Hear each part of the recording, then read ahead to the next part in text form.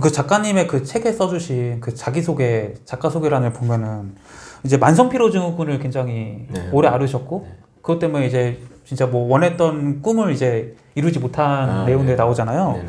근데 그 만성피로증후군이 이제 이 카니버식을 통해서 뭐 완전히 나았다라고 써주셨는데, 네. 뭐 그 좀 과정에 대해서 뭐 말씀해 주시겠어요? 네, 뭐 저는 이제 식단 하나만으로 모든 게 나았다기보다 이제 여러 가지가 요소가 정확하게 결합이 되어야 된다고 봅니다. 네네. 그런데 저도 만성피로증을 한참 앓을 때 이 만성피로증후군의 진단 기준이 일상생활이 불가능할 정도의 피로가 6개월 이상 지속되는 거예요. 그러니까 일반적으로 생각이 그냥 피로한데 이게 계속 지속되는 게 만성피로가 아니냐. 그럼 만성피로는 맞지만 만성피로증후군이라고 부를 수는 없죠. 그러면 그런 극단적인 상태에서 무엇을 먼저 해야 될지 잘 모릅니다. 그렇잖아요. 우리가 운동이 중요하다는 걸 아는데 네. 에너지가 없어. 할 수가 없잖아요. 그래서 식단이 참 중요한 게 기본적인 에너지를 만들어주는 거죠. 선순환으로 갈 수 있도록. 네. 그래서 저의 경우는 책에도 썼지만 기본적으로 식단을 가장 베이스로 해서 근력 운동도 필요하다고 보고 또 마음 다스림, 명상 같은 것도 또는 뭐 종교를 믿어줬죠. 어쨌든 마음 다스림 굉장히 중요하다고 보여. 또 체형도 굉장히 중요하다고 봅니다. 요즘 이 관절이 틀어지거나 이렇게 골격이 틀어져서 거기서 오는 어떤 그 피로나 그런 질병들도 굉장히 많거든요. 그래서 그런 부분들도 다 같이 이렇게 올바른 순서에 의해서 정확하게 이렇게 결합이 돼서 저는 해보겠다고 생각을 합니다.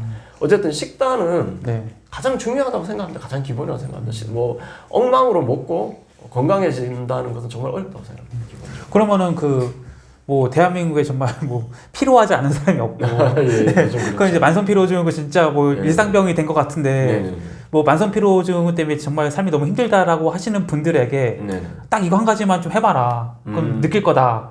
뭐 어떤 걸 좀 권해주고 싶으세요? 저는 그러면 책에는 안 썼는데 이 말을 좀 말씀을 드리고 싶어요.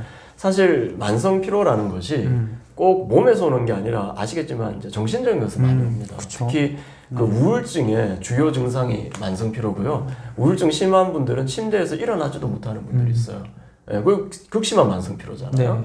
그러면 이제 마음을 돌봐야 된다는 건데 이제 마음을 돌보는데 이제 명상도 좋고 또 종교도 좋고 또 명상하기가 요즘 좀 힘든 부분이 많습니다. 사람들이 너무 이렇게 그 쇼츠나 이런 유튜브도 있고 여러 가지 이제 집중력을 빼앗아 가니까 우리가 집중해야 되는 게 명상이잖아요. 그래서 저는 이제 호흡법도 많이 하라고 강조하는데 이거 하나를 또 말씀드리고 싶어요. 만성 피로에 대해서 집중하면 안 됩니다. 이게 무슨 얘기냐면 저도 만성 피로증후를 너무 오래 앓다 보면 그냥 온통 제 신경이 이 병을 회복하는 데 가 있습니다. 24시간 그냥 나 어떻게 빨리 병을 회복해서 이제 건강해져서 이제 저는 법대 출신인데 뭐 빨리 사법고시를 쳐야지. 아니면 사법고시를 안 쳐도 뭔가 딴 걸 성공해야지. 그런데 만성 피로 증후군을 겪는 많은 분들이 보면 좀 완벽주의자고 또 좀 머리도 좋으시고 그런 성취 욕구가 굉장히 있으시고 욕심도 많으시고 그러다 보니까 빨리 낫기 위해서 또 온갖 여러 가지 정보도 취하고 이것 그렇지만 사실은 우리가 어떤 것에 계속 집중하다 보면 거기에 에너지를 주는 면이 있어요. 그래서 저는 오히려 그런 분들은 자기가 만성피로증후군이란 환자라는 걸 최대한 잊으려고 하셔야 돼요. 잊으려고 하시고 자기가 저도 그랬거든요. 피로해서 난 나중에 건강해지면 이거 할 거야 라고 미루는 정말 좋아하는 것들이 있을 겁니다. 그걸 힘들더라도 조금이라도 해보시는 거예요. 그러다 보면 활력이 오고 또 사람들도 난 나중에 건강해지면 많이 만나지. 아닙니다. 많이 만나서 위로를 얻고 물론 힘들어요. 몸이 힘드니까 그 모든 걸 하는 게 힘들지만 하다 보면 잊어버려요. 자기가 환자라는 걸. 그 시간이 길어질수록 빨리 회복이 되게 돼 있습니다. 그래서 정리를 하면 자기가 만성피로 환자나 그걸로 고통받고 있다는 것을 잊을 수 있도록 즐거운 일을 하시고 최대한 바쁘게 즐겁게 사시라고 말씀드리고 싶습니다. 그러니까 이제 꼭 병이라는 게 이제 뭐 먹는 거라든지 신체와 관련된 것도 있지만 이제 마음, 정신적인 부분이 굉장히 크다라는 말씀이시죠? 이제 작가님의 책을 읽거나 이 영상을 보시는 분들 중에서 나도 좀 식단을 바꿔보고 싶다 이런 생각을 이제 하시는 분도 있을 거잖아요. 근데 이게 사실 식단 바꾸기가 보통 이제 많은 사람들은 다이어트 하면서 식단을 바꾸려고 노력을 하는데 이게 쉽지 않단 말이죠. 맞습니다. 작가님께서는 그러면은 나 바꿔야지 하고 이게 딱 카니버식으로 딱 전환이 되신 건지 아니면 뭐 점차적으로 어떤 단계를 거쳐서 가신 건지 궁금하거든요. 저는 딱 이렇게 한 번에 바뀐 건 아닌 것 같아요. 저도 좀 의심도 많고 많이 이렇게 자료를 저도 그 콜레스테롤 수치 처음에 높다고 하면 너무 놀랐습니다. 그쵸. 너무, 너무 공포스럽잖아요. 그쵸. 심혈관 질환. 그쵸. 그래서 충분히 먼저 공부를 조금 하셔야 돼요. 마음에 확신이 생겨야 내가 실천을 할 수 있는 힘이 생기잖아요. 그런데 또 이런 부분도 있습니다. 몸이 굉장히 좀 쇠약하시고 에너지가 떨어지시는 분들은 단백질이나 지방 소화가 잘 안 됩니다. 고기가 잘 안 먹히는 거죠. 그쵸, 그쵸. 그래서 이 식단을 권했을 때도 나는 고기가 안 먹혀라는 분들이 많아요. 네. 그래서 그런 분들한테 이제 제가 권하는 건 크게 이제 두 가지인데요. 네. 첫 번째로는 운동을 물론 이제 좀 하셔라. 네. 물론 이제 유산소 운동을 하셔도 식욕이 좋아지지만 저는 근력 운동이 굉장히 중요하다고 생각합니다. 그래서 근력 운동을 미약하게나마 무리 안 되게 해야 됩니다. 절대로. 그게 하시다 보면 근육을 생성해야 되니까 몸이 어떻겠어요? 단백질을 필요로 합니다. 그쵸. 그러니까 고기가 땡기게 돼 있습니다. 그래서 저도 사실 지금도 운동을 뭐 일주일에 6일 정도 이상 거의 매일 하는데 운동 한 3, 4일 안 하잖아요. 고기가 별로 안 먹혀요. 그래서 운동, 특히 근력 운동을 아주 처음에는 가랑비에 옷 젖듯이 하라고 말씀드립니다. 왜냐하면 몸이 쇠약하신 분일수록 근력 운동을 처음에 욕심내서 하시면 이렇게 피로가 많이 와요. 그러면 보통 포기하게 되거든요. 그래서 그렇게 하시고 또 하나의 방법은 다른 걸 줄이면 됩니다. 그러니까 탄수화물 이런 걸 엄청 좋아하세요. 또 그렇게 보기 싫다는 분들이. 왜냐하면 영양소는 어쨌든 채워야 되니까. 그쵸. 그래서 그런 분들에게 뭐 밥이라도 반 공기로 줄이고 채소 과일도 좀 특히 가공식품 최대한 줄이고 하다 보면 배가 고프잖아요.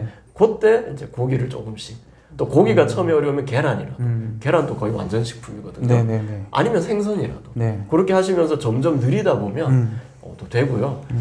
또 아까 지식이 중요하다는 부분 이게 선입견이 소화를 안 되게 만들어요. 그러니까 이게 몸에 안 좋다 생각하니까 고기가 들어오면 뭔가 소화가 안 되는 거죠. 그래서 정확한 지식도 좀 쌓고 운동도 하시고 좀 다른 걸 줄이다 보면 고기를 더 드시게 될 거다. 그리고 본인이 그런데 에너지가 차는 걸 느껴요. 대부분 제가 딱 권했을 때 어떤 분들이 그냥 딴 거 하나 다른 고기를 양만 좀 늘렸어요. 그러니까 바로 오거든. 에너지가 차는 게. 그러니까 이거 해봐야지 하시는 분들이 많아요. 그래서 고기라도 조금 더 한번 자주 드셔보라 이런 말씀을 드리고 싶습니다. 그러니까 이제 뭐 나는 좀 고기가 안 들어간다, 안 먹힌다라고 하시는 분들은 어떻게 보면은 내 몸에 뭔가 이제 문제가 있어서 이걸 소화시키지 못하는 상태다 이렇게 보시는 거죠? 그런 부분도 있고 아까 말씀드린 선입견 또 작용을 합니다. 정신적인 그런. 이것이 해롭다라는 생각도 있죠. 그럼 이제 뭐 고기는 뭐 그럼 뭐 우리가 뭐 소고기도 있고 돼지고기도 있고 닭고기도 있고 뭐 오리고기도 많잖아요. 뭐 고기 종류는 크게 상관없나요? 네, 실제로 이제 고기 종류에 대해서 또 오해하시는 분들이 많아요. 특히 소고기는 그 기름이 이제 상온에서 이제 굳어 있으니까 이게 혈관에 들어가도 굳어서 동맥경화 이게 정말 잘못된 생각이거든요. 실제로는 소고기 기름에 그 지방에 있는 여러 가지 비타민이나 그런 그 미네랄이나 아주 좋은 게 너무 많아요. 그래서 제가 첫 번째로 강추드리는 것은 소고기와 양고기입니다. 특히 얘네들이 이제 반추동물이라고 해서 식물들을 먹고 이제 소화하기 위해서 위가 여러 개 있으면서 그걸 전부 다 중화를 해요, 독성을. 그래서 우리가 소나 양의 고기를 먹으면 그렇게 중화된 영양소가 다 흡수된 고기를 먹는 거잖아요. 그래서 소고기, 양고기를 저는 좀 많이 추천을 드리고요. 돼지고기도 좋은데 히스타민이라는 게 있어요. 좀 알러지를 일으키는 거거든요. 그래서 그게 조금 안 맞는 분들이 있을 수 있으니까 그거는 좀 이제 체질에 따라서 보시고요. 그 다음에 이제 백색육, 닭고기 같은 것도 이제 언론에서는 적색육보다 더 좋다. 근데 실제로 영양을 분석해 놓은 부분에서는 좀 떨어집니다. 그렇지만 가성비가 있으니까 그것도 괜찮다. 저는 기본적으로는 탄수화물보다는 고기를 어떤 종류든 드시는 게 더 좋다라고 봅니다. 개인적으로.